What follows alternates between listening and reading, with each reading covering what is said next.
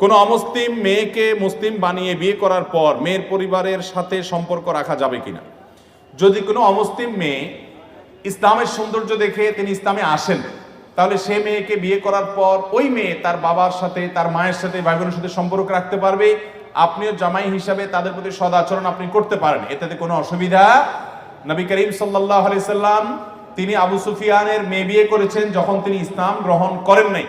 নবী করিম সাল্লাল্লাহু আলাইহি সাল্লামের বাসায় তিনি এসেছেন, নবী সাল্লাল্লাহু আলাইহি সাল্লাম সেটাকে অ্যালাউ করেছেন এবং মেয়েও তার বাবাকে বসতে দিয়েছেন এবং খাতির যত্ন করেছেন। এখান থেকে বোঝা যায় যে কেউ যদি অমুসলিম থেকে ইসলামে আসেন তাহলে তার পরিবারের সাথে সুসম্পর্ক বজায় রাখতে কোনো অসুবিধা নাই, বরং বাবা মার প্রতি সদাচরণ অমুসলিম হলেও করতে হবে। আল্লাহ বলেছেন ওয়াসাহিবহুমা ফিদ দুনিয়া মারুফা, তারা যদি মুশরিক হয় তারপরেও দুনিয়াতে তাদের সাথে সুন্দরভাবে জীবন যাপন করবে।